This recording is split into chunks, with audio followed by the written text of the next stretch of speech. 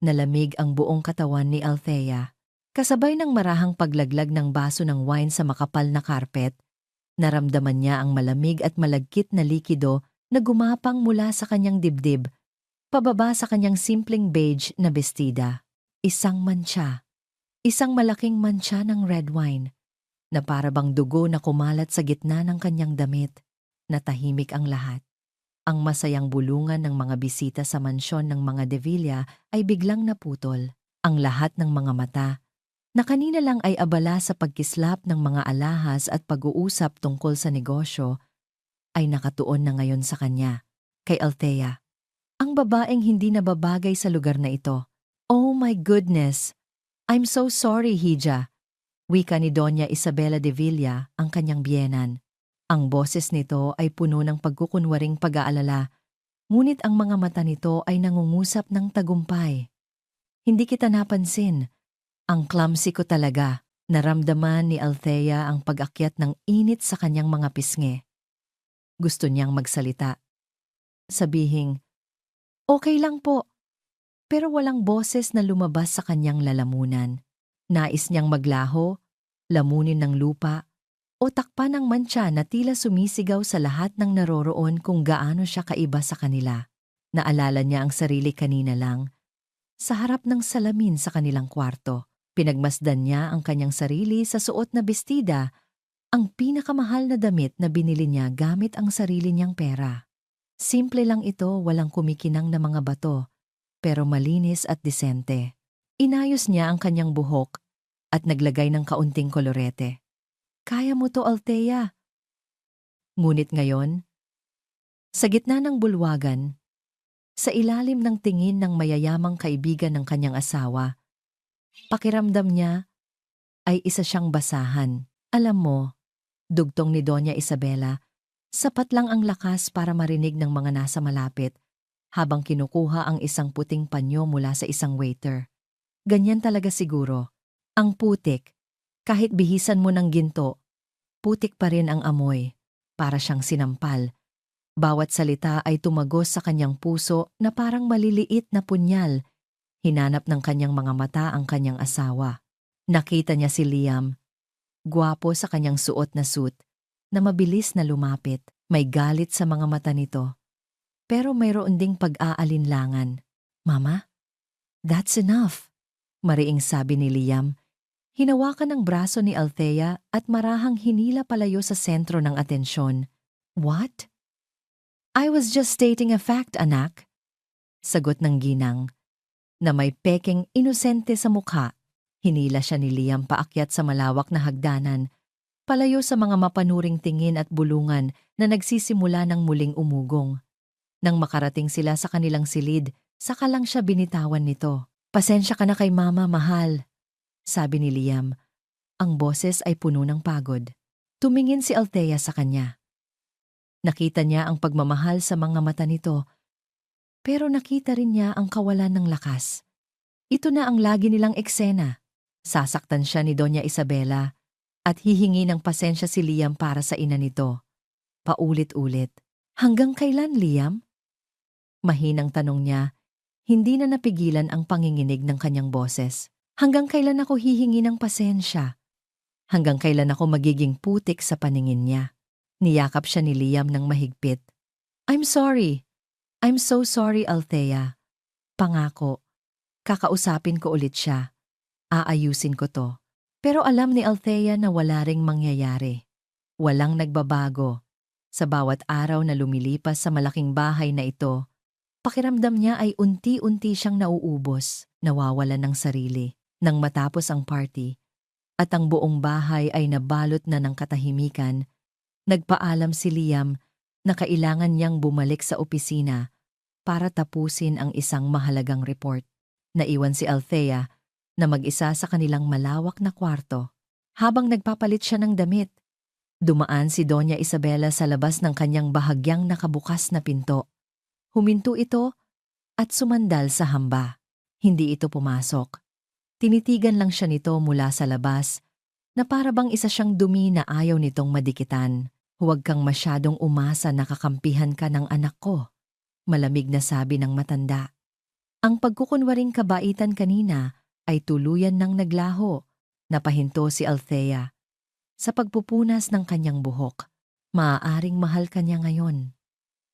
Patuloy ni Doña Isabela habang sinusuri ang kanyang mga kuko na bagong manicure. Pero sa huli, dugo pa rin ang mananaig. Pamilya. At hindi ka kailanman magiging bahagi nito. Lumapit ito ng isang hakbang. Hindi ka nababagay dito, Althea Reyes. At sisiguraduhin kong babalik ka sa lugar kung saan ka nararapat. Sa basurahan. Pagkasabi niyon, tumalikod ito at naglakad palayo. Ang tunog ng takong ng sapatos nito ay umalingaw-ngaw sa tahimik na pasilyo. Naiwan si Althea na nanginginig. Hindi sa takot, kundi sa galit at sakit. Napasandal siya sa pader at napahawak sa kanyang tiyan na biglang kumalam. Isang kakaibang pakiramdam ang kanyang naramdaman. Parang nasusuka siya. Mabilis siyang tumakbo papasok sa banyo at sumuka sa inidoro. Habang nakaluhod siya sa malamig na sahig, nanginginig at pawisan, isang realisasyon ang biglang tumama sa kanya. Kailan nga ba ang huling dalaw niya? Napatigil siya. Napahawak siya sa kanyang tiyan, hindi dahil sa sakit, kundi dahil sa isang biglaang pag-iisip. Isang pag-iisip na sabay nagbigay sa kanya ng matinding takot at munting pag-asa. Dahan-dahan siyang tumingin sa kanyang refleksyon sa salamin. Namumutla, magulo ang buhok, at may bakas ng luha sa mga mata. Buntis ba ako? Bulong niya sa katahimikan ng banyo. At ang tanong na iyon ay nanatiling nakabitin sa hangin. Puno ng pangamba at posibilidad, pinagmasdan ni Liam ang payapang mukha ni Althea habang natutulog ito sa tabi niya. Kahit sa paghimbing, bakas pa rin sa mga talukap ng mata nito ang bahagyang pamamaga. Isang tahimik na testimonya sa mga luhang pumatak kagabi. Isang kirot ang gumuhit sa kanyang dibdib. Isang pamilyar na kirot ng pagkakasala at kawalan ng magawa. Bakit hindi niya ito maipagtanggol? Paulit-ulit na tanong sa kanyang isipan. Mahal na mahal niya si Althea. Siya ang pinili niyang makasama habang buhay. Ngunit sa tuwing nasa harapan na nila ang kanyang ina, tila siya nagiging isang duwag na bata. Natatakot suwayin ang reynang nag-utos sa kanyang buong mundo mula pa noong siya'y isinilang. Ang mga salita ng kanyang ina kagabi ay umalingaw-ngaw sa kanyang isipan. Ang putik, kahit bihisan mo ng ginto, putik pa rin ang amoy. Nasuklam siya nang marinig iyon. Gusto niyang sumigaw, ipagtanggol ang dangal ng kanyang asawa, ngunit ang tanging lumabas sa bibig niya ay isang mahinang, "Mama." That's enough. Hindi sapat. Alam niyang hindi iyon sapat. At ang tanging nagawa niya pagkatapos ay ang humingi ng pasensya kay Althea.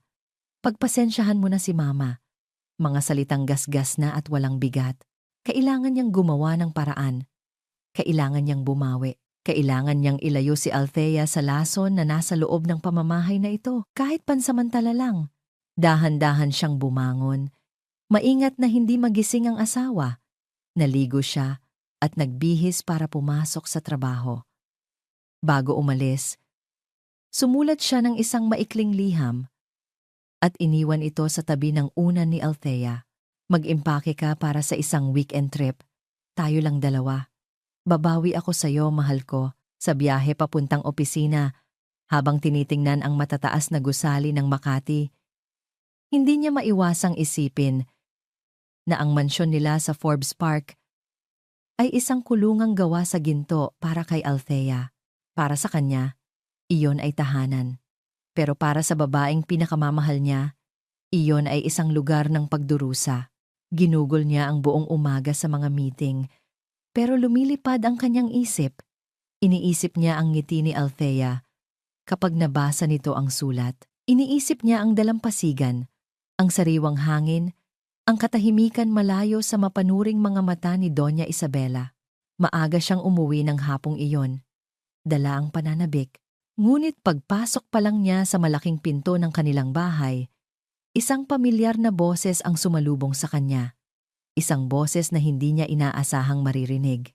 "Liam, darling, you're home early." Mula sa sala, Lumabas si Katrina Sandoval, nakasuot ng isang mamahaling damit na tila mas nababagay pa sa bahay na iyon kaysa kay Althea. Sa likod nito, nakangiti ang kanyang ina, si Doña Isabela, na may hawak na tasa ng tsaa. Naramdaman ni Liam ang pag-igting ng kanyang panga. "What are you doing here, Katrina?" Malamig niyang tanong. Hindi pinapansin ang pagbati nito. "Oh, I was just in the neighborhood, and I decided to visit Tita Isabela." Malambing na sagot ni Katrina na may kasamang kindat. "We were just catching up." "Nag-aalala lang siya sa'yo, anak," sabat ni Doña Isabela. Ang boses ay kalmado ngunit may pahiwatig ng babala. "Katrina is a family friend. She is always welcome in my house. In my house." Sa aking bahay. Isang paalala kung sino ang tunay na may kapangyarihan sa lugar na iyon. "Well, she's not welcome to me," mariing sabi ni Liam. Tinititigan si Katrina. "You should leave. Now." Isang saglit na sakit ang gumuhit sa mukha ni Katrina, ngunit agad itong napalitan ng isang mapaglarong ngiti.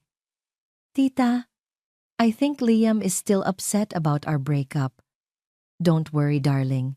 Handa akong gawin ang lahat para mailigtas ka sa anumang pinagdadaanan mo." Ang mga salitang iyon, na sinabi sa harap ng kanyang ina, ay isang deklarasyon ng digmaan. Alam ni Liam na may plano ang dalawa. Isang masamang balak, "Umalis ka na." Pag-uulit ni Liam, ang boses ay mas mababa at mas mapanganib. "Liam, that's enough. Stop being rude to our guest." Saway ni Doña Isabela, "Tumatayo na." Bago pa man lumaki ang gulo, tumawa lang si Katrina. "It's okay, tita. Aalis na po ako. I'll see you again soon, Liam." At bago ito tumalikod, binigyan siya nito ng isang tingin. Isang tingin na puno ng pangako at panganib. Pagkaalis ni Katrina, hinarap ni Liam ang kanyang ina. "Mama, what was that? Alam ninyong ayaw ko nang makita pa ang babaeng yan. Siya ang nababagay sa'yo, Liam. Hindi ang basurerang nasa taas." Walang pakundangang sagot ni Doña Isabela. "Magpasalamat ka't may isang tulad ni Katrina na handang linisin ang gulo mo." Hindi na sumagot si Liam. Walang saysay. Tinalikuran na lang niya ang kanyang ina at mabilis na umakyat papunta sa kanilang silid. Pagbukas niya ng pinto, nakita niya si Althea na nakatayo sa tabi ng bintana, nakatingin sa labas. Lumingon ito sa kanya at sa isang iglap, nawala ang lahat ng galit sa puso ni Liam. May kakaibang kislap sa mga mata ni Althea. Isang kislap ng pag-asa. "Nabasa mo?" tanong ni Liam. Lumalapit dito. Tumango si Althea. Isang maliit na ngiti ang sumilay sa kanyang mga labi. "Saan tayo pupunta?" "It's a surprise," sagot niya at niyakap ito mula sa likuran. Ipinatong niya ang kanyang baba sa balikat nito at hinalikan ang kanyang sentido. Sa sandaling iyon, habang magkayakap sila at nakatingin sa papalubog na araw, naramdaman ni Liam na kaya nilang lagpasan ang lahat. Basta't makasama sila, naghahanda na sila para sa hapunan. Nang biglang tumunog ang cellphone ni Liam, isang hindi rehistradong numero. Nag-alinlangan siyang sagutin ito, pero nagpumilit ito. "Hello? Liam? Tulungan mo ako!" Napakunot ang noo ni Liam. Ang boses sa kabilang linya ay basag at nanginginig, ngunit pamilyar. "Katrina? Liam, please!" Humihikbing sabi nito. "Nasa panganib ako. May mga lalaking sumusunod sa akin. Natatakot ako." Naramdaman ni Liam ang pag-aalala ni Althea sa tabi niya. "Nasaan ka?" tanong niya. Sinusubukang pakalmahin ang sarili. "Nasa Starlight Hotel, Room 712. Pipinilit nila akong dalhin dito." "Liam, parang awa mo na, tulungan mo ako." At pagkatapos ay naputol ang linya. Isang bitag. Iyon ang unang pumasok sa isip ni Liam. Isang malaking bitag. Ngunit paano kung totoo? Paano kung nasa panganib nga si Katrina? Kahit gaano pa niya kinamumuhian ang ginagawa nito, Hindi niya kayang talikuran ng isang taong humihingi ng tulong. Anong nangyari? Nag-aalalang tanong ni Althea. Si Katrina? Sabi ni Liam. Mabilis na kinukuha ang susi ng kanyang kotse. Kailangan ko siyang puntahan. Pero, Liam! Baka patibong lang yan! Pigil ni Althea. Hinawakan ang kanyang braso. Alam ko. Sagot niya, tinitigan ang mga mata ng asawa. Pero kailangan kong siguraduhin. Babalik ako kaagad. Pangako. Hinalikan niya ito sa noo. At kahit labag sa kalooban, binitawan siya ni Althea.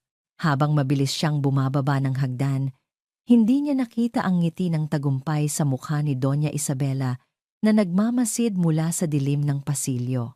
Ang tanging alam niya ay kailangan niyang tapusin ang gulong ito nang hindi namamalayan na papunta pa lang siya sa pinakamatinding unos ng kanilang buhay. Ang bawat pagtiktak ng grandiyosong orasan sa pasilyo ay parang martilyo na pumupukpok sa kaba sa dibdib ni Althea. Mahigit 1 oras na ang nakalipas mula nang umalis si Liam, ang pangako nitong babalik ako kaagad ay tila isang hungkag na alingawngaw na lamang ngayon. Sinubukan niyang tawagan ang cellphone nito, pero walang sumasagot. Nagriring lang ito ng nagriring hanggang sa maputol. Baka na traffic lang. Bulong niya sa sarili. Sinusubukang alisin ang mga masasamang isipin na nagsisimulang mamuo sa kanyang isipan. Isang patibong. Sinabi na niya kay Liam na baka patibong lang iyon. Paano kung napahamak na ito? Ngunit isang bahagi niya ang nagsasabing hindi iyon ang kaso. Alam niya kung gaano katuso si Katrina. Upang ibaling ang kanyang atensyon, bumalik siya sa banyo. Muli niyang tinitigan ang 2 pulang guhit sa pregnancy test kit na maingat niyang itinago sa ilalim ng mga tuwalya. 2 guhit, isang himala. Isang sagot sa kanyang mga panalangin. Napahawak siya sa kanyang patag na tiyan. Isang maliit na ngiti ang unti-unting sumilay sa kanyang mga labi. At sa isang iglap, ang lahat ng takot at pangamba ay napalitan ng mainit na pag-asa. Ito na ang mag-aayos ng lahat. Isang apo. Siguradong matutuwa si Doña Isabela. Siguradong matatanggap na siya nito. Ang batang ito, ang magiging tulay para maging isang tunay na pamilya sila. At si Liam, nangingilid ang kanyang luha sa tuwa habang iniisip ang magiging reaksyon ng asawa. Tiyak na lulundag ito sa galak. Magiging isang ganap na ama na siya. Bumuo siya ng isang magandang imahe sa kanyang isipan. Silang 3, magkakasama, masaya. Ang batang ito, ang magiging simbolo ng kanilang pagmamahalan, isang buhay na patunay na karapat-dapat ang kanilang pag-iibigan. Hawak-hawak ang munting sikreto na ito. Bumalik siya sa kanilang silid. Ang paghihintay kay Liam ay hindi na naging isang pag-aalala, kundi isang masayang pananabik. Inihanda niya sa kanyang isipan kung paano niya sasabihin ang magandang balita. Maya-maya, may kumatok sa pinto. Hindi ito si Liam. Isa sa mga kasambahay, si Nelia, ang pumasok na may dalang isang maliit na tray. "Ma'am Althea, pinabibigay po," sabi nito. Ang mukha ay walang emosyon. Inilapag nito sa ibabaw ng mesa ang isang simpleng, kulay brown na envelope. Walang pangalan. Walang anumang marka. "Kanino galing, Nelia?" tanong ni Althea. Nagkibit balikat lang ang kasambahay. "Hindi po sinabi, ma'am. Iniwan lang po sa gate." At pagkasabi niyon, mabilis itong umalis, na para bang ayaw madamay sa kung anuman ang laman niyon. Kinabahan si Althea. Dahan-dahan niyang kinuha ang envelope. Magaan ito. Nanginginig ang kanyang mga kamay habang binubuksan niya ito. Mga litrato. Ilang piraso ng makintab na papel ang nahulog mula sa sobre. Ang una niyang nakita ay isang pamilyar na mukha. Si Liam. Ngunit ang sumunod na imahe ang nagpatigil sa pagtibok ng kanyang puso. Si Liam. Nakahiga sa isang kama ng hotel. Tila walang malay. At sa ibabaw niya, nakapatong si Katrina, nakasuot lang ng manipis na roba. Ang mukha ni Katrina ay malapit sa mukha ni Liam. Ang mga labi nito ay 1 pulgada na lang ang layo sa mga labi ng kanyang asawa. Sa isa pang litrato, nakahalik na si Katrina kay Liam. Nabitiwan ni Althea ang mga litrato. Kumalat ang mga ito sa sahig na parang mga tuyong dahon patay at walang buhay. Ang hangin ay tila naubos sa silid. Ang masayang pag-asa na naramdaman niya kanina ay biglang naging isang malamig na yelo na tumusok sa kanyang puso. Hindi totoo to. Isang patibong. Tama, isang patibong. Pinilit niyang paniwalain ang sarili, ngunit ang mga imahe ay malinaw. Malinaw na malinaw. Iyon ang dahilan kung bakit hindi ito sumasagot sa telepono. Iyon ang dahilan kung bakit hindi pa ito umuuwi. Napatingin siya sa kanilang wedding picture na nakapatong sa bedside table. Ang masayang ngiti nilang dalawa ay tila isang panunuya ngayon. Sa isang iglap ng matinding sakit at galit, hinablot niya ang picture frame at ibinato sa pader. Isang malakas na kalabog ang umalingaw-ngaw sa katahimikan, kasabay ng pagbagsak ng bubog sa sahig. Sinabi ko na sayo, isang malamig na boses ang bumasag sa kanyang pagluluksa. Sa may pintuan, nakatayo si Doña Isabela, nakapameywang na may isang ngiti ng tagumpay sa kanyang mga labi. Tumingin ito sa mga litratong nakakalat sa sahig, pagkatapos ay sa basag na picture frame. Hindi siya para sayo. Pagpapatuloy nito, bawat salita ay idinidiin. Bumabalik lang ang anak ko sa kung ano ang nararapat para sa kanya. Isang babaeng kauri niya. Hindi isang pulot. Ang lahat ng lakas sa katawan ni Althea ay biglang nawala. Napaluhod siya sa sahig, sa gitna ng mga bubog at mga kasinungalingan. Wala nang luhang lumabas sa kanyang mga mata.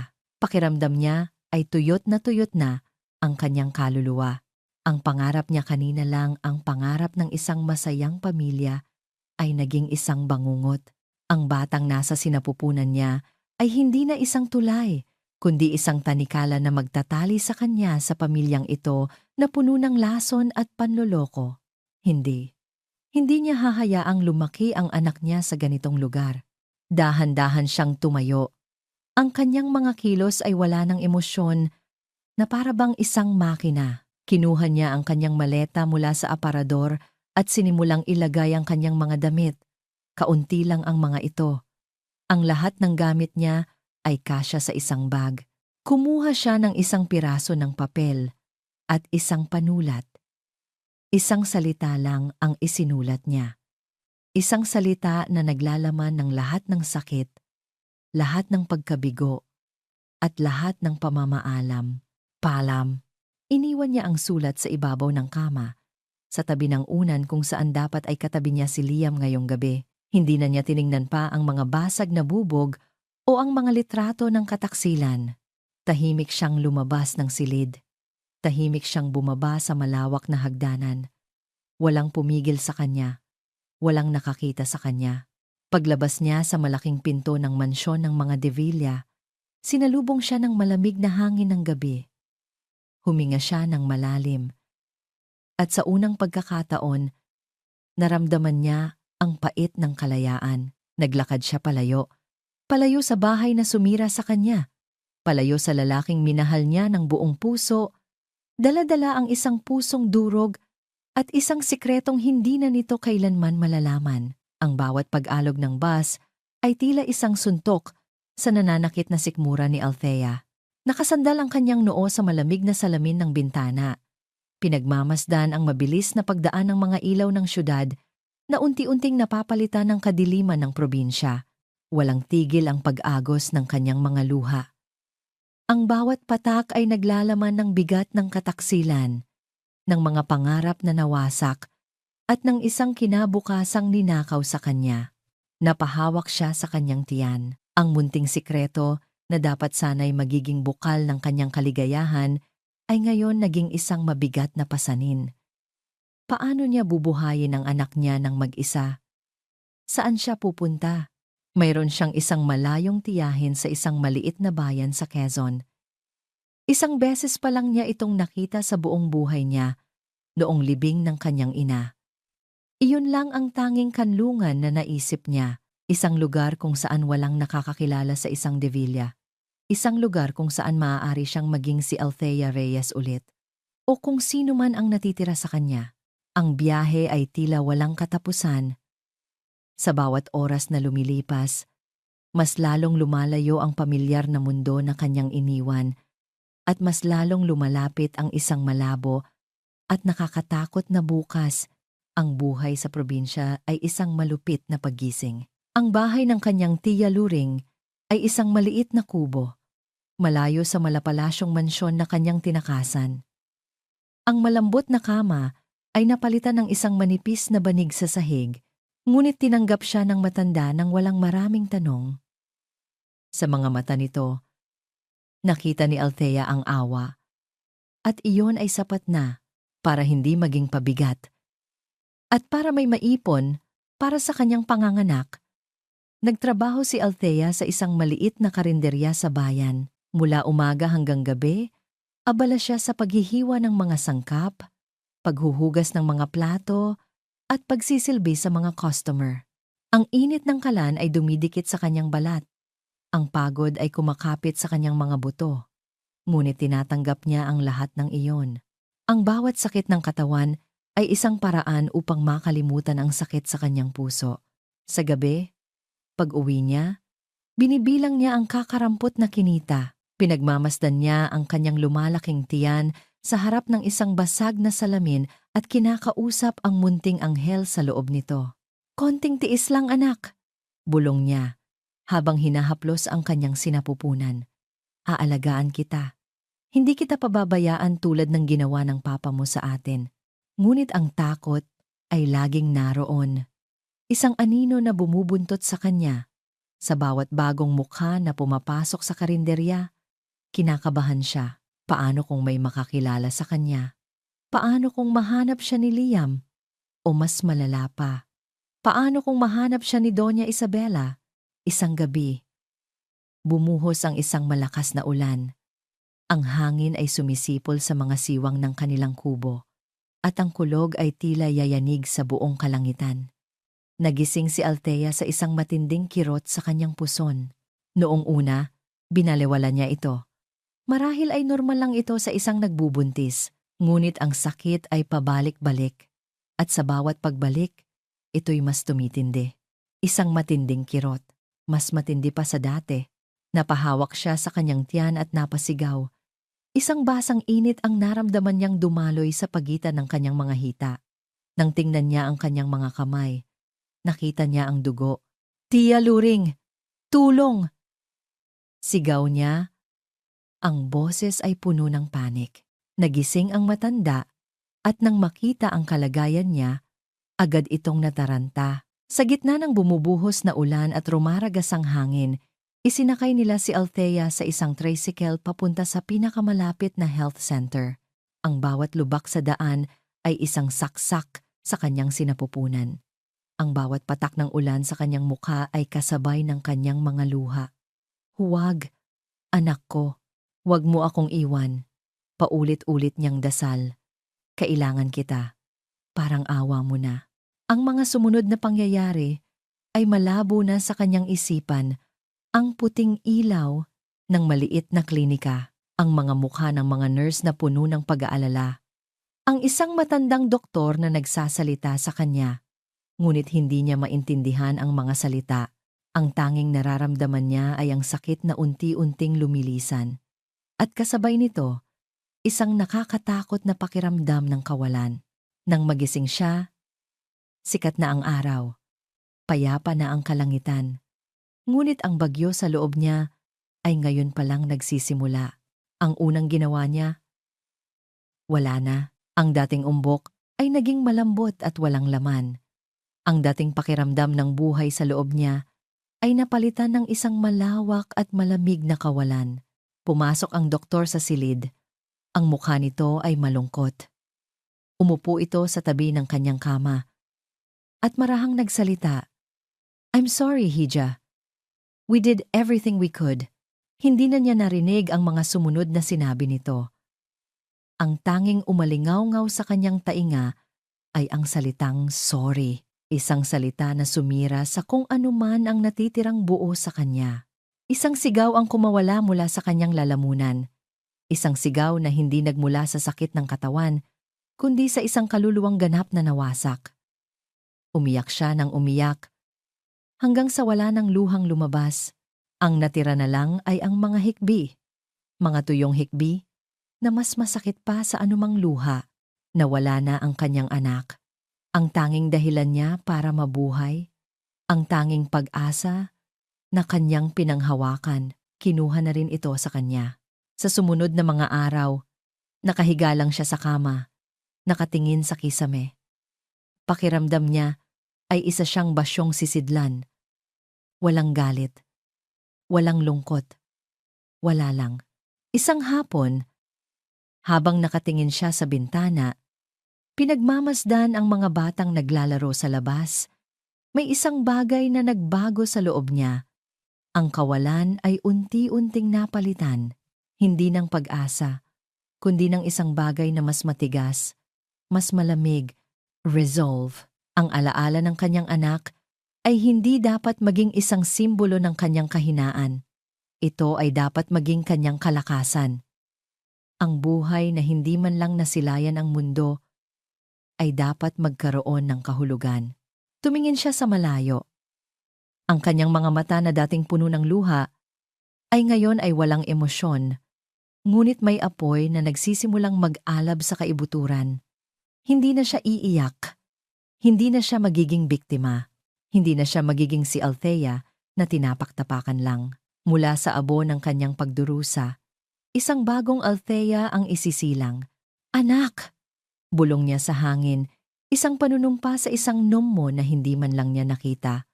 Pangako, babangon ako, para sadyo, 10 taon, 1 dekada, 3,000, 652 araw. Ganoon na katagal binibilang ni Liam ang bawat paglipas ng sandali mula noong araw na umuwi siya sa isang tahimik na silid, isang basag na picture frame, at isang salitang nag-iwan ng sugat na hindi kailanman naghilom. Paalam. Mula sa kanyang opisina sa pinakatuktok ng sarili niyang gusali, tanaw ni Liam ang buong syudad ng Makati. CEO. Iyon ang tawag sa kanya ngayon. Nagtayo siya ng sarili niyang kumpanya, malayo sa anino ng De Villa Empire. Naging matagumpay siya, higit pa sa inaasahan ng lahat. Ngunit ang lahat ng iyon ay walang kabuluhan. Ang bawat tagumpay ay may lasang abo sa kanyang bibig. Inabot niya ang nag-iisang litrato sa kanyang mesa. Isang candid shot ni Althea, nakangiti habang nakatingin sa kanya na kinuha niya noong unang taon ng kanilang pagsasama. Ito lang ang natira sa kanya. Lahat ng iba pa ay sinira at itinapon ng kanyang ina noong mga unang buwan ng pagkawala ni Althea, sa isang pag-aakalang makakatulong iyon para makalimot siya. Pero hindi siya nakalimot. Paano siya makakalimot? Ang gabing iyon ay paulit-ulit na naglalaro sa kanyang isipan. Ang pagpunta niya sa hotel, ang paggising niya kinabukasan na masakit ang ulo, at may mga litratong ipinadala sa kanya si Katrina, mga litratong ginamit nito para sirain ang kanyang buhay. Kinumpronta niya si Katrina, ngunit tumawa lang ito. Inamin nitong pakana iyon ng kanyang ina. Kinumpronta niya si Doña Isabela, ngunit hindi man lang ito natinag. Ginawa ko lang ang nararapat, sabi nito. Iniligtas kita. Mula noon, nagbago ang lahat. Nanatili siyang nakatira sa iisang bubong kasama ang kanyang ina, ngunit isang pader na yelo ang namagitan sa kanila. Ang pag-uusap nila ay tungkol na lang sa negosyo. Walang init, walang pagmamahal, at sa loob ng 10 taon, ginamit niya ang lahat ng kanyang yaman at koneksyon para hanapin si Althea. Ngunit para itong bulang naglaho. Walang bakas, walang anumang senyales. Sir, it's time to go. Paalala ng kanyang sekretarya mula sa intercom. Napabuntong hininga si Liam at ibinalik ang litrato sa pwesto nito. Tumayo siya at inayos ang kanyang suit. Ngayon, isa siyang sponsor sa isang malaking international medical conference. Isa lamang itong tungkulin na kailangan niyang gampanan. Isa na namang araw na kailangan niyang suotin ang maskara ng isang matagumpay na CEO. Ang bulwagan ng convention center ay puno ng mga doktor at mga eksperto mula sa iba't ibang panig ng mundo. Pormal ang lahat, abala sa kani-kanilang mga diskusyon. Umupo si Liam sa harap na hanay, sa upuang nakareserba para sa kanya, at sinubukang makinig sa mga unang tagapagsalita. Ngunit lumilipad ang kanyang isip. Nang tawagin na ang kanyang pangalan, umakyat siya sa entablado na may pilit na ngiti. Nagsimula siyang basahin ang kanyang inihandang talumpati. Mga salita tungkol sa pagsuporta sa pag-unlad ng medisina. Mga salitang paulit-ulit na lang niyang sinasabi. Our company believes that investing in our medical professionals is investing in the future of our nation. Habang nagsasalita, iginala niya ang kanyang paningin sa mga nakikinig. At doon, natigil siya. Natigil siya sa pagsasalita. Ang mga salitang nakasulat sa kanyang script ay biglang naglaho. Ang puso niya, na sa loob ng 10 taon ay tila manhid na, ay biglang kumabog ng napakabilis, na parang gustong kumawala sa kanyang dibdib.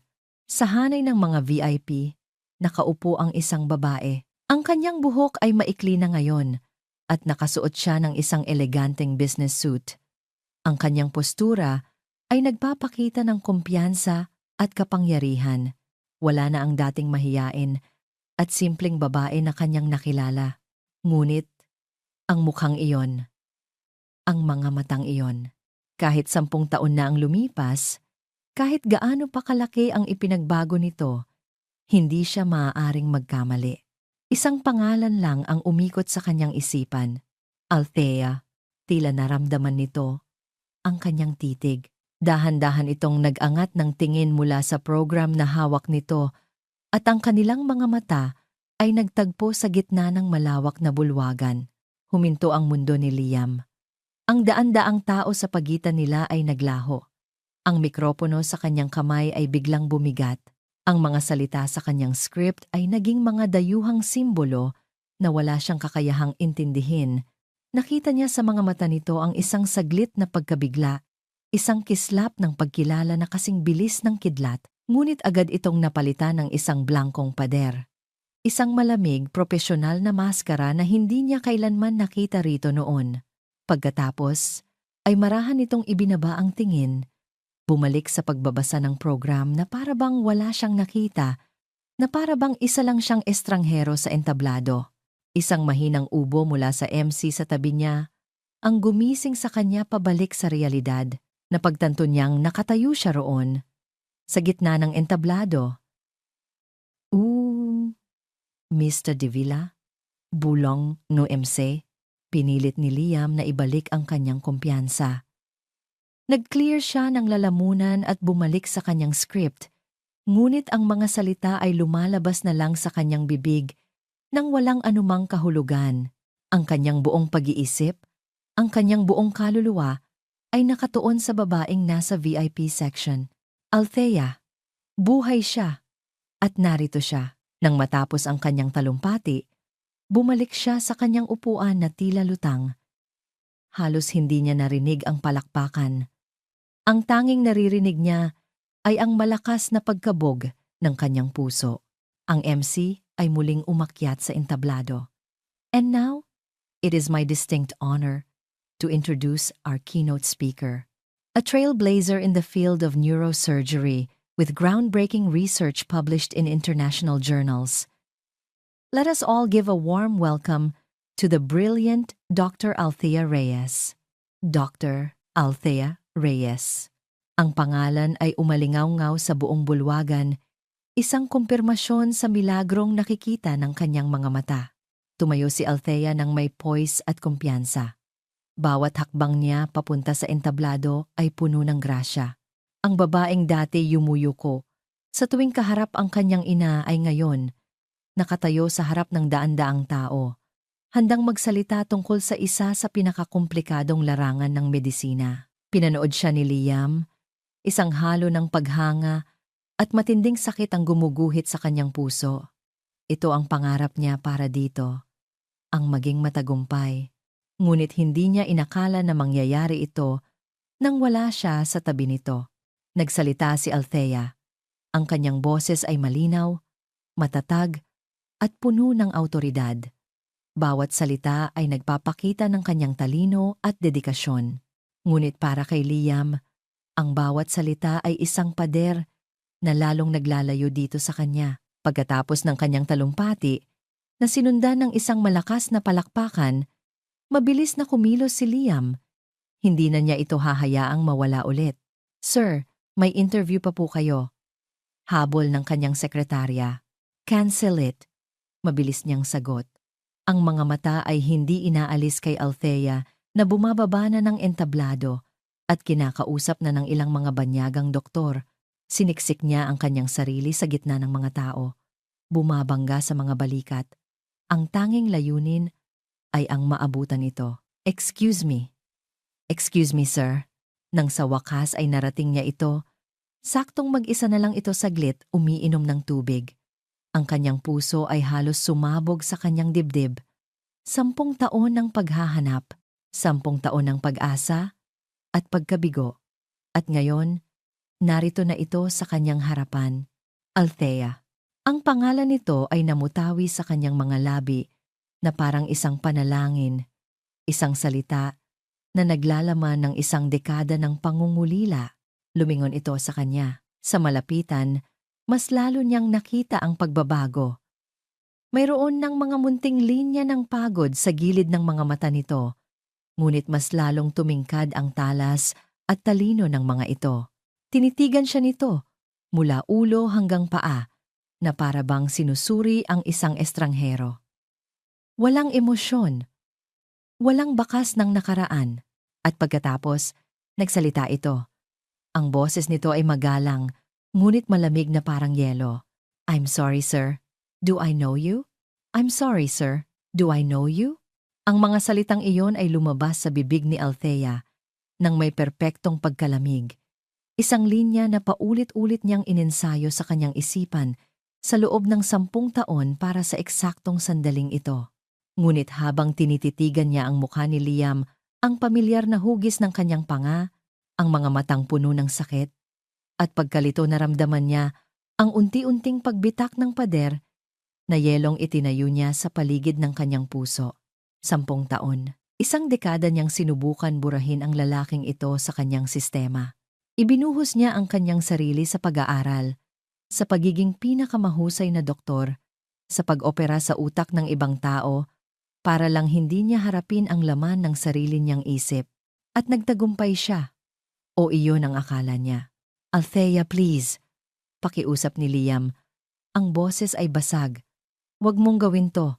Isang grupo ng mga delegado ang dumaan at ginamit iyon ni Althea bilang pagkakataon para tumalikod. "Excuse me, I have to go." Nagsimula siyang maglakad palayo. Ang bawat hakbang ay mabigat. Bawat hakbang ay isang paglaban sa pagnanais na lumingon. Nararamdaman niya ang mga mata ni Liam na nakasunod sa kanya. Isang mainit na haplos sa kanyang likod na gusto niyang takasan. Hindi siya sumuko.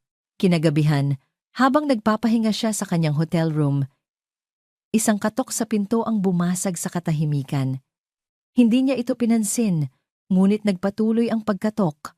Mas malakas, mas mapilit. Pagbukas niya ng pinto, naroon si Liam, hingal at tila basang-basa sa pawis. "I won't leave until you talk to me." Sabi nito, ang determinasyon ay nakaukit sa kanyang mukha. "Wala tayong dapat pag-usapan." Malamig na sagot ni Althea. Sinubukang isara ang pinto. Ngunit hinarang ni Liam ang pinto gamit ang kanyang kamay. "Meron, Althea. 10 taon. 10 taon kitang hinanap. May karapatan akong malaman kung bakit." Ang pagbanggit sa 10 taon ay nagpaalab sa galit sa puso ni Althea. "Karapatan?" Tumawa siya, isang tawang walang saya. "Saan mo nakuha ang karapatan mo, Liam? Sa kama ba ni Katrina?" Nakita niya ang sakit sa mga mata nito, ngunit hindi siya nagpatinag. "It was a setup, Althea." Mariing sabi ni Liam. Isang patibong. Si Mama at si Katrina ang may pakana ng lahat. At naniwala naman ako. Sarkastiko niyang sagot. Pilit niyang isinara ang pinto. Ngunit mas malakas si Liam. I can prove it! Sigaw nito. Sapat lang para marinig nilang dalawa. Humugot ito ng isang sobre mula sa loob ng kanyang coat at iniabot sa kanya. Buksan mo. Please. Nag-alinlangan si Althea. Ang isang bahagi niya ay gustong isara ang pinto at kalimutan na ang lahat. Ngunit ang isang bahagi, ang maliit na bahagi na naghahanap pa rin ng katotohanan, ay kinuha ang sobre. Pagkatapos nito, layuan mo na ako. Sabi niya bago isara ang pinto sa mukha nito. Nakasandal sa pinto, narinig niya ang pagbuntong hininga ni Liam bago unti-unting humina ang mga yapak nito palayo. Nanginginig ang mga kamay ni Althea habang binubuksan ang sobre. Sa loob, naroon ang mga kopya ng mga ulat mula sa isang private investigator. Bawat pahina ay naglalaman ng mga detalye ng paghahanap sa kanya. Mga flight record papunta sa iba't ibang probinsya. Mga interview sa mga taong posibleng nakakita sa kanya. Mga resibo. At ang mga petsa. Ang mga ulat ay nagsimula 1 linggo. Pagkatapos niyang umalis at nagpatuloy ito. Taon-taon.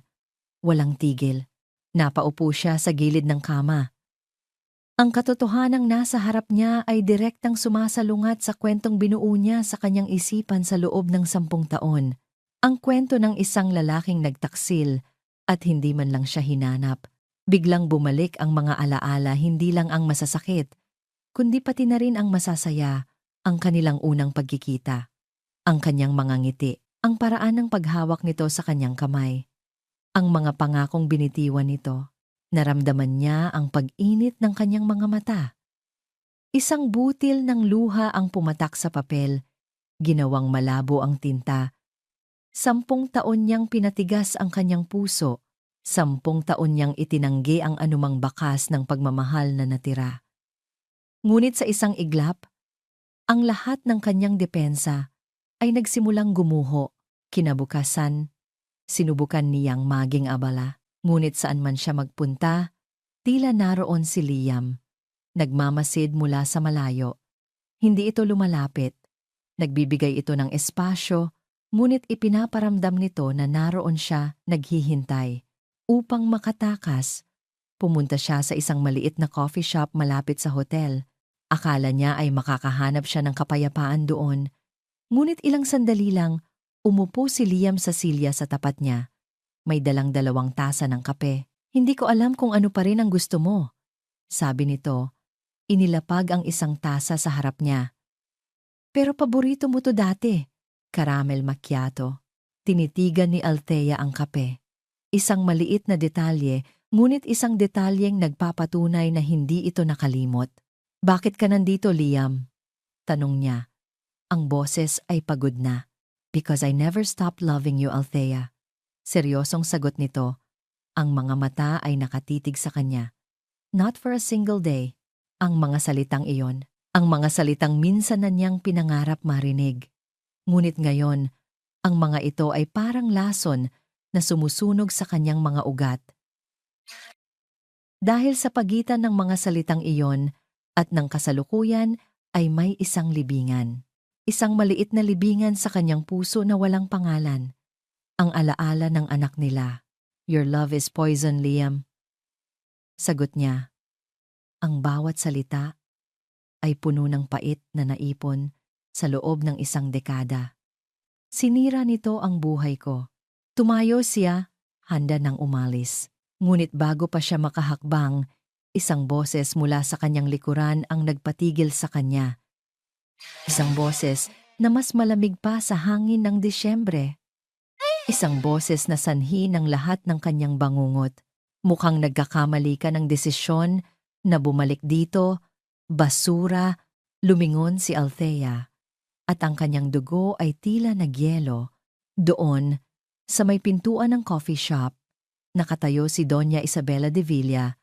Ang mga mata ay nagniningas sa galit, na para bang 10 taon ay 1 araw lang ang lumipas. Ang boses, na iyon. Kung ang sakit ay may tunog, iyon na iyon. Ang bawat pantig ay isang galamay ng nakaraan na humihila kay Althea pabalik sa kadiliman, pabalik sa sahig ng banyo kung saan siya nagsuka sa takot, pabalik sa gabing nilamon siya ng kalungkutan. Naramdaman niya ang paglamig ng kanyang dugo, isang pamilyar na kilabot na gumapang mula sa kanyang batok pababa sa kanyang gulugod. Dahan-dahan siyang lumingon. Nakatayo si Doña Isabela de Villa sa may pintuan NG Coffee Shop. 10 taon ang lumipas, ngunit walang nagbago. Ang tindig nito ay kasing taas pa rin ng dati.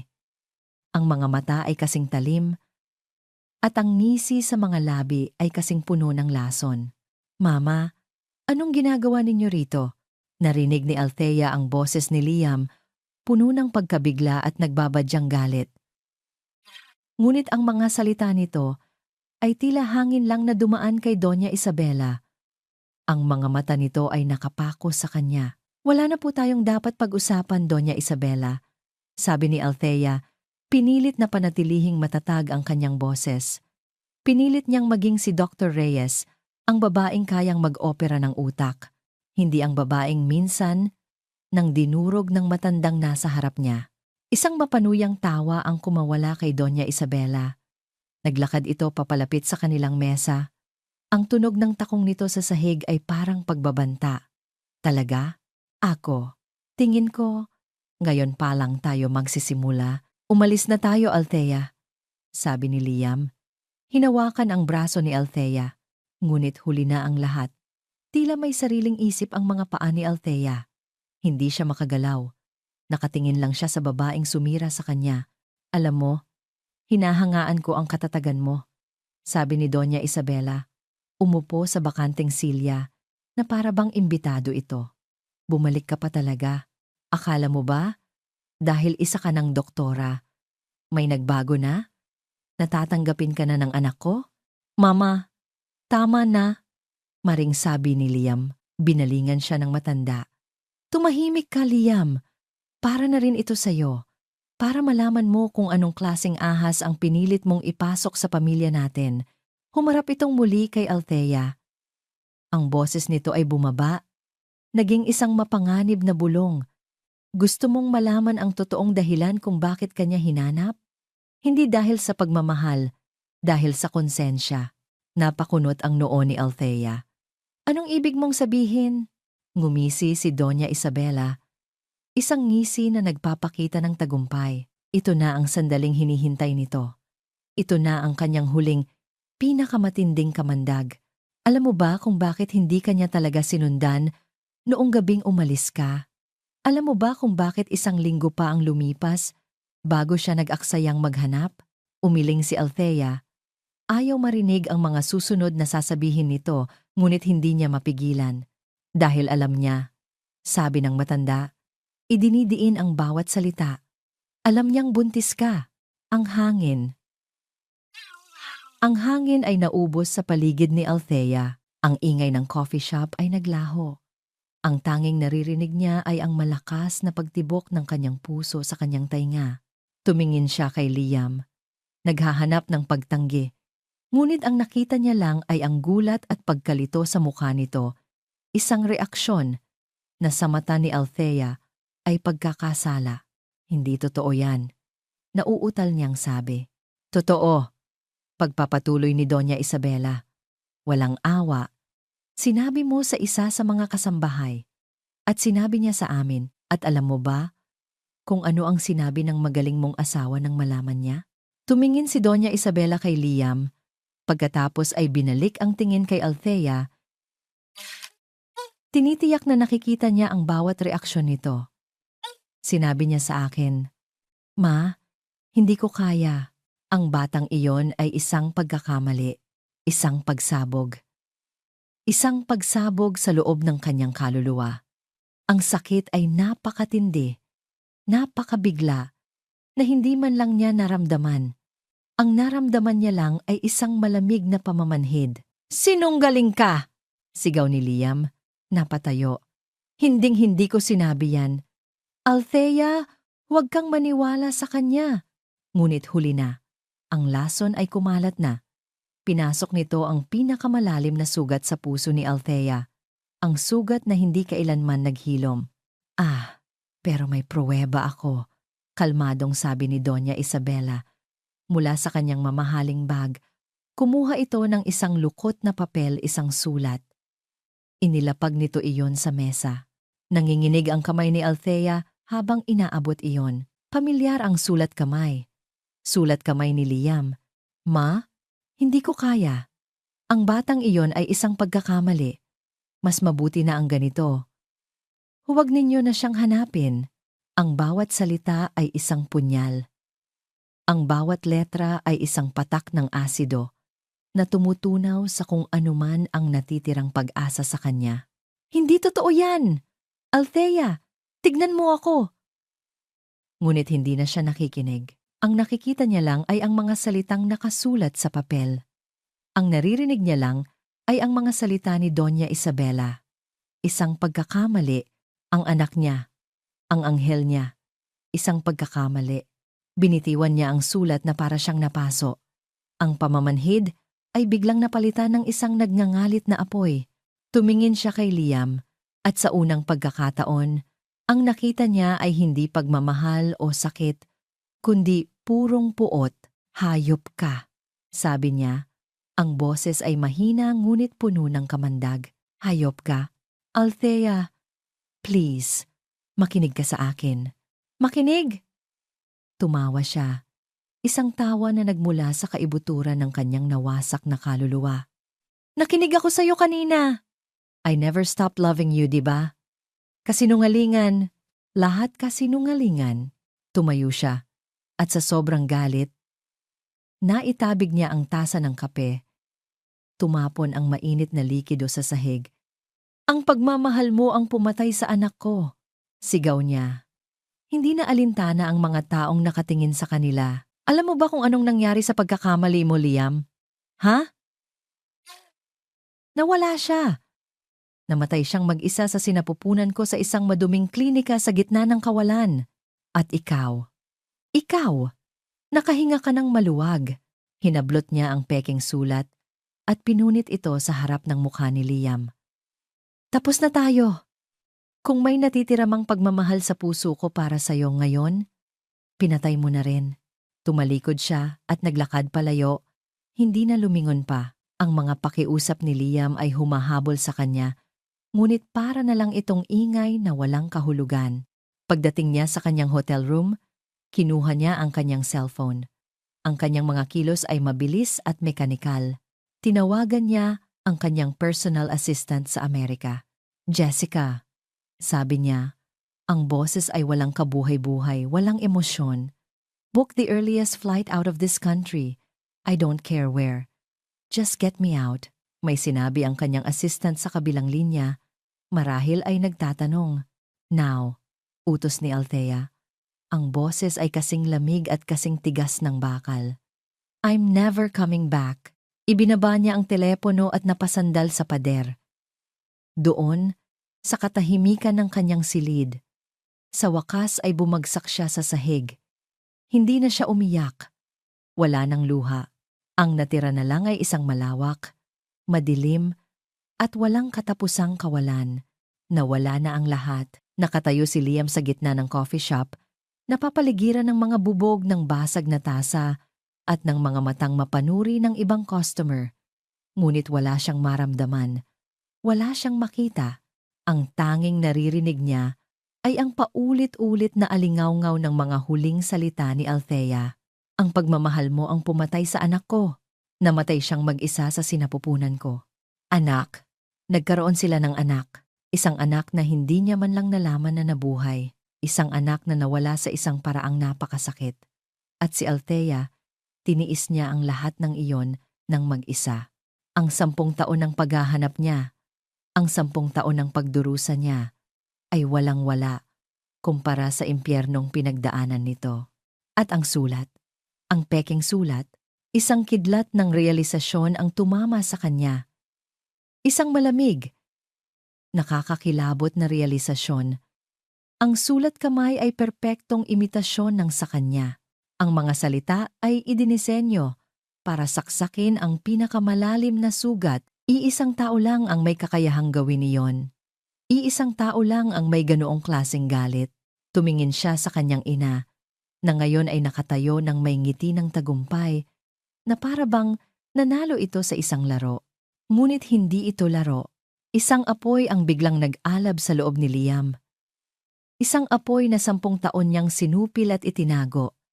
Isang galit na sa wakas ay natagpuan na ang kanyang tunay na puntirya.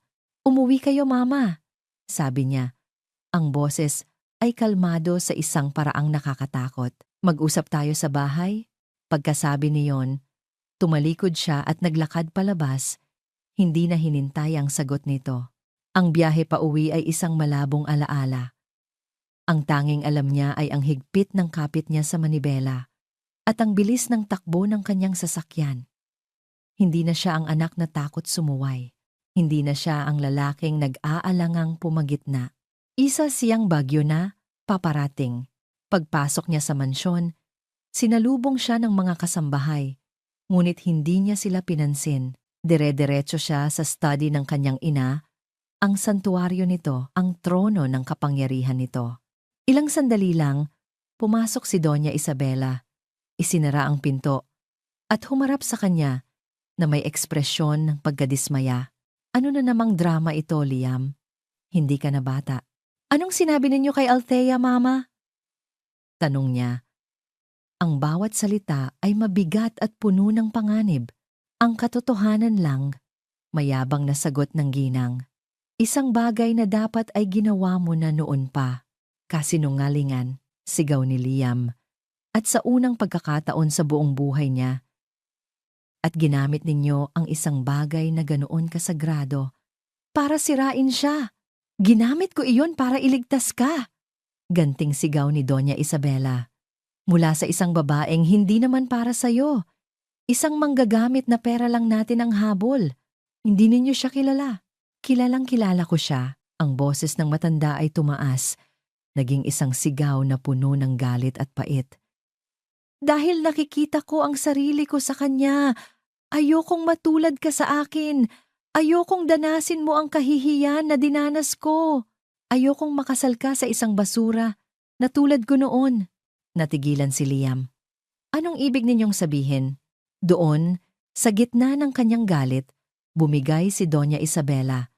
Ang maskara ng isang reyna ay nabakbak at ang lumabas ay isang babaeng puno ng takot at pagkasuklam sa sarili. "Galing din ako sa hirap, Liam." Pag-amin nito, ang mga luha ng galit ay nagsimulang mamuo sa kanyang mga mata. "Mas mahirap pa kay Althea. Ginawa ko ang lahat para makawala sa putik na iyon. Ginamit ko ang lahat ng mayroon ako para mapaibig ang ama mo, para maging isang De Villa at buong buhay ko. Kinatakutan ko ang araw na may makakaalam, na may makakakita sa akin bilang ang basurerang ako noon. At nang dumating si Althea, pagpapatuloy nito, nakita ko siya, ang sarili ko, ang nakaraan na gusto kong kalimutan. At natakot ako na makikita mo ring iyon, na mamahalin mo siya. At sa huli, iiwan mo siya tulad ng dapat sanang ginawa ng ama mo sa akin. Kaya inunahan ko na. Sinira ko siya para hindi kanya masira." Nakinig si Liam sa bawat salita. At ang galit sa kanyang puso ay unti-unting napalitan ng isang nakakasukang awa. Ang lahat ng ito, ang 10 taon ng sakit, ang pagkawala ng kanyang anak, lahat dahil sa insecurities at mga demonyo ng kanyang sariling ina. "Kaya kayo ang gumawa ng sulat," sabi ni Liam. Hindi isang tanong kundi isang pahayag. Tumango si Doña Isabela. Wala nang itinatago. Oo, at ang mga litrato. At lahat. Ako ang nagplano ng lahat. Kasama si Katrina. Ginawa ko ang lahat ng iyon para sa'yo. "Hindi, Mama." Malamig na sagot ni Liam. "Ginawa ninyo ang lahat ng iyon para sa sarili ninyo." Tumayo siya ng tuwid. Ang bagyo sa loob niya ay humupa na. Ang natira na lang ay isang malinaw at matigas na desisyon. "Salamat sa pag-amin." "Ano?" nagtatakang tanong ni Doña Isabela. Dahan-dahang inilabas ni Liam ang kanyang cellphone mula sa bulsa ng kanyang coat. Ipinakita niya ang screen sa kanyang ina. Nakatala sa screen ang isang audio file na kasalukuyang nagre-record. Paden siya sifen, paden siya wufen, paden siya liufen. Ang kulay sa mukha ni Doña Isabela ay biglang nawala. Ang kanyang bibig ay bahagyang bumuka. Ngunit walang salitang lumabas. Pinindot ni Liam ang stop button at sinave ang file. Tumingin siya sa kanyang ina, hindi na bilang isang anak, kundi bilang isang hukom. Tapos na po tayo, Mama. Ang bawat segundo ay kalaban. Pagkatapos iwanan si Doña Isabela na tulala at walang imik sa loob ng study, tumakbo si Liam palabas ng mansyon. Hindi na siya nag-abala pang magpalit ng damit o kumuha ng kahit ano. Ang tanging dala niya ay ang susi ng kanyang kotse at ang cellphone na naglalaman ng katotohanang magpapalaya sa kanila o tuluyang wawasak sa kung ano man ang natitira. Althea, bulong niya habang pinapatakbo ng matulin ang sasakyan. Bumabalik sa alaala ang huling sinabi nito sa hotel. Book the earliest flight out of this country. Airport. Kailangan niyang maabutan ito sa airport. Ang biyahe papuntang Naiya ay isang pagsubok sa kanyang katinuan. Ang traffic sa EDSA ay tila isang halimaw na gustong pumigil sa kanya. Bawat busina, bawat paghinto, ay isang karayom na tumutusok sa kanyang pasensya. Tinitingnan niya ang orasan sa dashboard.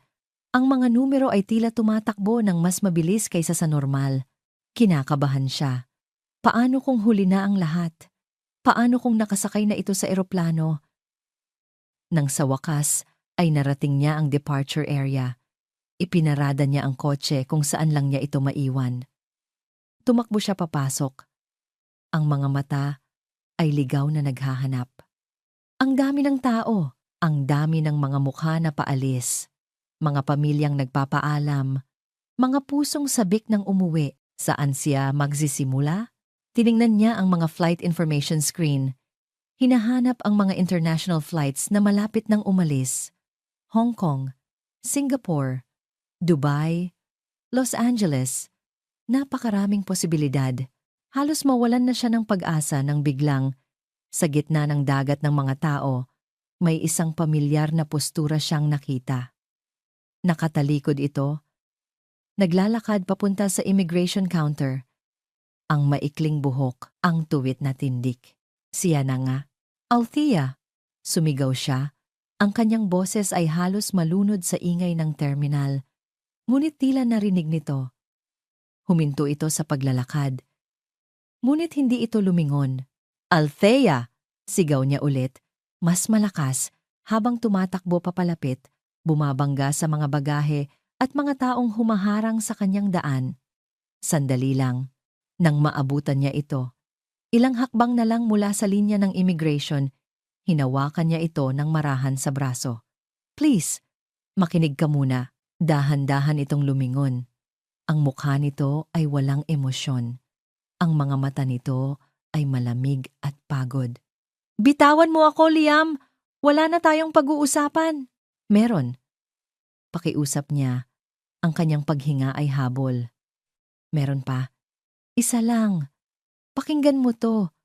Pagkatapos, kung gusto mo pa ring umalis, hahayaan na kita. Kinuha niya ang kanyang cellphone at isang pares ng wireless earphones. Inilagay niya ang isang earphone sa tainga nito at ang isa ay sa kanya. Nag-aalangan man, hinayaan lang siya ni Althea. Pinindot ni Liam ang play. Ang katahimikan sa pagitan nila ay biglang napuno ng mga boses mula sa recording. Boses niya at ng kanyang ina. Nagsimula sa pagtatanong niya. Anong sinabi ninyo kay Althea, Mama? Sinundan ng pag-amin ni Doña Isabela. Alam niyang buntis ka. Nakita ni Liam ang bahagyang pag-igting ng panga ni Althea. Ngunit nanatili itong nakatayo, nakikinig, at pagkatapos, ang pinakamatinding pag-amin dahil nakikita ko ang sarili ko sa kanya. Ayokong matulad ka sa akin. Ayokong makasal ka sa isang basura na tulad ko noon. Ang buong kwento ng nakaraan ni Doña Isabela. Ang kanyang mga takot, ang kanyang mga insecurities, ang pag-amin sa paggawa ng pekeng sulat, at sa lahat ng kanyang mga masasamang plano. Habang tumatakbo ang recording, nakita ni Liam ang unti-unting pagbabago sa mukha ni Althea. Ang pader na yelo ay nagsimulang magkaroon ng mga bitak. Ang lamig sa kanyang mga mata ay napalitan ng pagkalito, pagkatapos ay pagkabigla, at sa huli, isang matinding, hindi maipaliwanag na sakit. Nang matapos ang recording at bumalik ang katahimikan, tumulo ang isang butil ng luha mula sa mata ni Althea. Pagkatapos ay isa pa. Hanggang sa hindi na niya ito napigilan. Hindi ko alam, Althea. Basag ang boses na sabi ni Liam. Inaalis ang earphones sa kanilang mga tainga. Hinawakan niya ang mga balikat nito. Manumpaman ako sa Diyos, hinding-hindi ko alam na mayroon tayong anak. Ang salitang anak ang tuluyang bumasag sa natitirang depensa ni Althea. Napahagulhol siya. Isang iyak na nagmula sa kaibuturan ng kanyang kaluluwa, isang iyak na 10 taon niyang kinimkim. Ang iyak para sa batang hindi niya man lang nabigyan ng pangalan. Ang iyak para sa sakit na tiniis niyang mag-isa. Niyakap siya ni Liam. Sa gitna ng abalang airport, sa harap ng daan-daang estranghero, magkayakap sila, 2 taong pinaghiwalay ng kasinungalingan at muling pinagtagpo ng masakit na katotohanan. Hindi ito isang yakap ng pagmamahalan, kundi isang yakap ng pagluluksa. Sa unang pagkakataon, hindi sila nag-iisa sa kanilang sakit. Magkasama nilang iniyakan ang anak na ninakaw sa kanila. Magkasama nilang hinarap ang multo ng nakaraan. Nang humupa na ang kanyang mga hikbi, marahan siyang humiwalay sa yakap, pinunasan niya ang kanyang mga luha. Tumingin siya sa mga mata ni Liam, mga matang puno rin ng luha. Wala ng galit. Wala ng puot. Ang natira na lang ay isang malawak na kalungkutan. At isang maliit, nanginginig, na binhi ng posibilidad. Ang flight ko. Mahina niyang sabi. Tumingin si Liam sa kanya. Ang kanyang mga mata ay puno ng pakiusap, ngunit alam niyang hindi na niya kailangang magsalita pa. Ang desisyon ay nasa kay Althea na. Dahan-dahang lumuhod si Liam sa sahig ng airport. Hindi niya inalintana ang mga taong napapahinto at napapatingin. Kinuha niya ang kamay ni Althea. Hindi ako magpo-propose ulit. Sabi niya. Ang boses ay nanginginig ngunit tapat. Hindi pa. Alam kong masyado pang maaga. Masyado pang malaki ang sugat. Tumingala siya. Ang kanyang mga mata ay puno ng pagsisisi at pag-asa. Pero, Althea, bigyan mo ako ng pangalawang pagkakataon. Pangalawang pagkakataon para alagaan ka. Para iparamdam sa iyo ang pagmamahal na dapat sana'y natanggap mo noon pa. Bigyan mo ako ng pangalawang pagkakataon para mahalin ka ng tama. Simula sa simula. 3 taon. 3 taon mula noong araw na iyon sa airport. Hindi niya kinuha ang flight. Sa halip, kinuha niya ang kamay ni Liam at tinulungan itong tumayo. Hindi naging madali ang mga sumunod na araw, o linggo, o buwan. Ang paghilom ay hindi isang tuwid na linya. Ito ay isang sayaw ng pag-abante at pag-urong. May mga araw na ang nakaraan ay tila isang malayong panaginip lang. At may mga araw na ang multo ng kanilang nawalang anak ay babalik. At ang katahimikan sa pagitan nila ay magiging kasing bigat ng isang malaking bato. Ngunit sa pagkakataong ito, hindi na siya nag-iisa. Nandoon si Liam. Nakikinig kapag kailangan niyang magsalita. Nananatiling tahimik kapag kailangan niya ng espasyo. Hinahawakan ang kanyang kamay sa gitna ng gabi kapag ginigising siya ng mga bangungot, simula sa simula. Iyon ang pangako nito. At tinupad niya iyon. Hindi sila bumalik sa mansyon ng mga De Villa. Bumili si Liam ng isang bagong bahay para sa kanila, isang bahay malapit sa dagat. Isang bahay na puno ng liwanag at sariwang hangin. Isang bahay na walang multo ng nakaraan. Minsan, habang naglalakad sila sa dalampasigan, hinawakan ni Liam ang kanyang kamay. Napatawad mo na ba ako? Mahinang tanong nito. Huminto si Althea at tumingin sa kanya. Matagal na kitang napatawad, Liam. Ang hindi ko pa mapatawad ng lubusan ay ang sarili ko. Niyakap siya ni Liam. Kung ganoon, magkasama nating gagawin iyon. POV? Liam. Ang recording. Iyon ang naging sandata niya. Ngunit pinili niyang hindi ito gamitin sa paraang mapanira. Hindi niya ito ipinakalat sa media. Hindi niya sinira ang pangalan ng kanyang ina.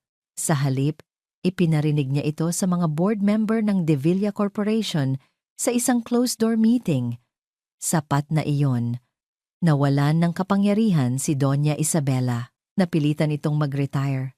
Ipasa ang lahat ng responsibilidad sa kanya at sa ibang mga pinsan niya. Minsan, dinalaw niya ito sa mansyon. Ang dating reyna ay ngayon isang anino na lang ng kanyang dating sarili. Nakaupo ito sa malawak at tahimik na sala. Mag-isa. Nakita ko ang mga litrato ninyo sa social media. Sabi nito, ang boses ay mahina. Mukha siyang masaya. Hindi sumagot si Liam. Sana mapatawad niya ako balang araw.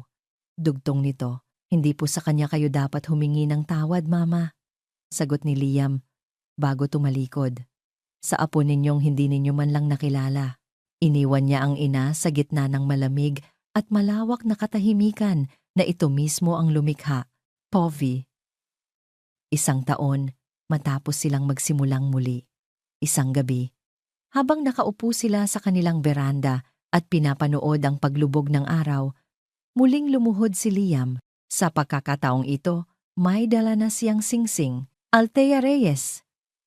Sabi nito, ang boses ay puno ng pagmamahal na dumaan sa apoy at pagsubok. Papayag ka bang maging asawa ko? Ulit, tumulo ang luha sa mga mata ni Althea. Ngunit sa pagkakataong ito, mga luha na ito ng saya. Oo, bulong niya. Oo, ang kanilang pangalawang kasal ay simple lang. Ginanap ito sa dalampasigan sa likod ng kanilang bahay. Kasama lang ang iilang malalapit na kaibigan. Habang nagpapalitan sila ng kanilang mga panata, alam ni Althea na sa pagkakataong ito, ang kanilang pagmamahalan ay itinayo na sa isang pundasyong hindi na kayang wasakin ng sinuman. Ang pundasyon ng katotohanan, pagpapatawad, at pinag-isang pighati. At pagkatapos, dumating ang himala. Hindi lang isa.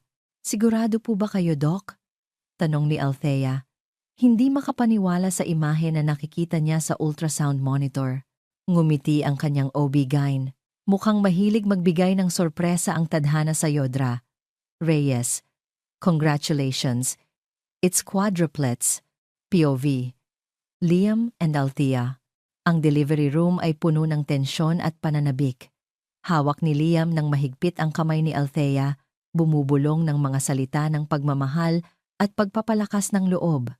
Bawat sigaw ni Althea ay isang suntok sa kanyang puso, ngunit bawat isa ay isang paalala rin ng lakas ng babaeng pinakamamahal niya. At pagkatapos, isa-isa, dumating sila, ang yak, ne, unang sanggol, isang lalaki.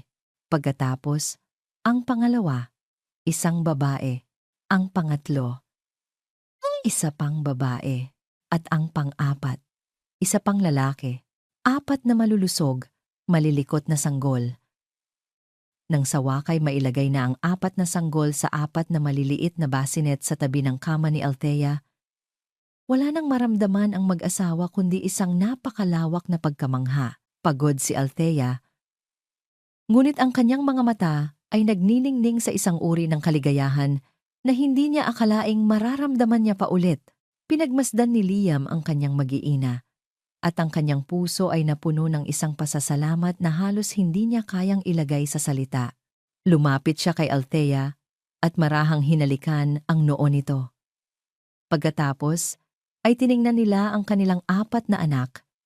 Mahimbing na natutulog, ang maliliit nilang dibdib ay marahang umaangat baba. Sila ang kabayaran. Mahinang bulong ni Althea. Ang mga luha ng saya ay dumadaloy sa kanyang mga pisngi. Para sa lahat ng sakit, para sa lahat ng nawala. Hinawakan ni Liam ang kanyang kamay. Pinisil ito ng marahan. Alam niya kung sino ang tinutukoy nito. Ang kanilang unang anghel, ang batang nagbigay daan para sa lahat ng ito. Ang kanilang sugat na hindi man kailanman maghihilom ng lubusan ay ngayon nababalutan na ng 4 na buhay na simbolo ng pag-asa. Hindi sila kabayaran, mahal ko. Malambing na sagot ni Liam habang pinagmamasdan ang 4 na perpektong mukha. Sila ang ating 4 na himala. Tumingin si Althea sa kanya at sa mga mata nito, nakita ni Liam ang kanyang tahanan. Isang tahanan na itinayo mula sa mga guho, mas matatag, mas totoo, at walang hanggan. Ngumiti ito. Isang ngiti na sa wakas ay umabot na sa kanyang mga mata. Isang ngiti na puno ng kapayapaan. Sa labas ng bintana ng ospital, isang bagong umaga ang sumisikat. Ang mga sinag nito ay nagbabadya ng isang bagong simula.